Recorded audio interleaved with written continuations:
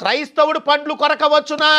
క్రైస్తవుడిగా పుట్టిన నీవు, క్రైస్తవుడిగా మార్పు చెందిన నీవు, క్రైస్తవ సన్నిధిలో ఉన్న నువ్వు పళ్ళు కొరికావు అంటే నువ్వు సైతాను బిడ్డవే కానీ దేవుని బిడ్డవు కాదు అని ఇక్కడ దేవుడు మాట్లాడుతూ ఉన్నాడు. దేవునికి స్తోత్రము కలుగునుగాక.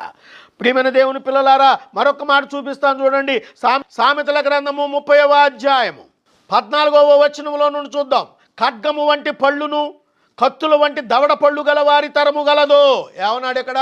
కత్తుల వంటి పళ్ళట, ఖడ్గము వంటి పళ్ళుట, కత్తుల వంటి దవడ పళ్ళట. కొన్నిసార్లు మనం కొరికే వస్తువులు ఈ కత్తుల లాంటి పళ్ళతో మనం కొంచెం మనకు అవసరమైన మాత్రమే కొరుకోగలుగుతాం. కానీ ఈ ఖడ్గాలు లాంటి పళ్ళతో కానీ ఇంకా గట్టి కొరకాలంటే ఏం చేస్తాం? దవడకు పెట్టి కొరుకుతాం.